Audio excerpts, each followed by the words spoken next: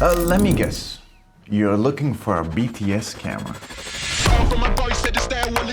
Cash in the back, clutch, slipping, belly grip, pull up in the whip, engine humming like a grit, no time for this slip, homie, now we about to dip.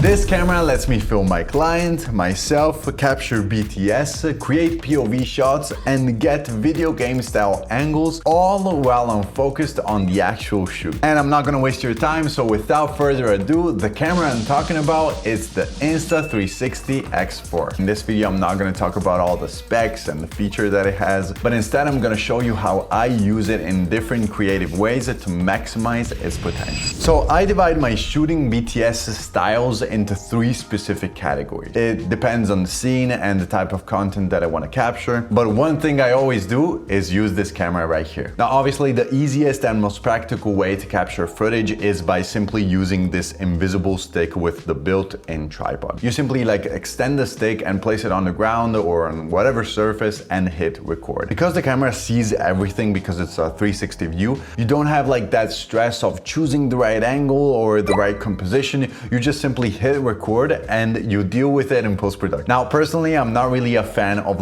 saying, oh, okay, I'll do everything in post-production, but in terms of BTS content, I want to put as much energy as possible on my client and on the actual shoot. That's why I really like this camera, because I just hit record wherever I have it and it just does its work, and in post-production I will deal with the consequences of choosing the right composition, but it's so fun and it's easy. And also I have the footage, and whenever I need to explain something, for example in these types of videos, I can basically turn the camera to the client, on me, on my camera, on whatever, and I have a video which basically functions as multiple videos. So it's just so easy and it's the perfect camera for BTS. So for the second shot, if you want to make your BTS footage feel a bit more immersive and, for example, engaging, you can mount this camera directly on your body. Now, what do I mean by this? You basically attach it to your camera bag mount on your strap right here or over your shoulder, and you basically have a full-time BTS filmmaker that basically looks at every single movement of yours and records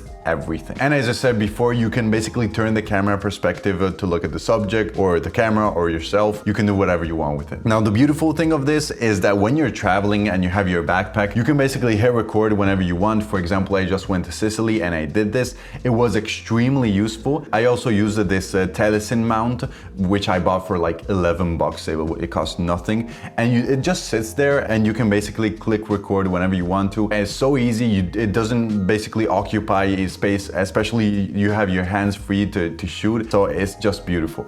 Now, the little downside about the shoulder perspective is that you can get a bit too much of your face, and it can distort your face a bit, especially if you put it in a way where the side of the camera looks directly to your face and it crops your face. It's not beautiful to see. You should put it sort of diagonally where it sees the camera perfectly and also your face, but it's so close to your facial features that it amplifies them, so it's not beautiful to see. I would suggest that if you need to record your actual movements and also your face, you should use the tripod and place it on another surface, so it gets the whole picture of you and you don't look distorted. Now, another POV shot that I really love is using the chest mount. So this is something that it's incredibly good to film your camera movements wearing it on your chest. You do look a bit weird, I'm gonna say this, especially walking around. But if you want to specifically showcase something for example, camera specs or a specific movement, this is the perfect BTS setup for this use case right here. Now, if you want to grab a little bit more attention and showcase the relationship between you and your clients, you need to get a bit more experimental with the rigging of everything. Personally, one of my favorite methods is using my magic arm. I directly attach it to my camera and then mount it on my Insta360, and it creates this really unique perspective of you holding the camera. You can showcase basically your videos to your clients. So yeah, it's beautiful for interactions, but in terms of actual BTS, you can obviously shoot a whole video having the Insta360 in front of your camera. It just doesn't work. So in terms of that, it's a bit sort of more on the fake side, more on I want to create a video solely showcasing my clients, my videos, do a sort of review of my videos, showcasing them. like this is beautiful for this use case right here, but I wouldn't use it to shoot like actual BTS content, like real BTS. Probably my favorite shot is this one. I call it the BTS shot. I love it to basically showcase wide locations. So to create this, you basically extend the invisible stick and you try to wedge it securely inside your backpack. And once you click play, basically the camera software automatically erases the stick,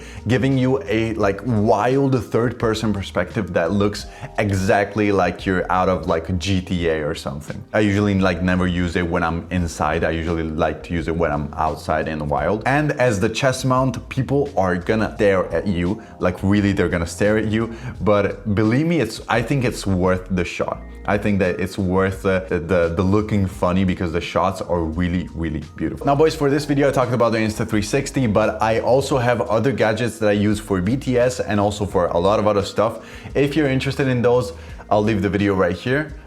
I'll see you in the next one, boys. Ciao, ciao.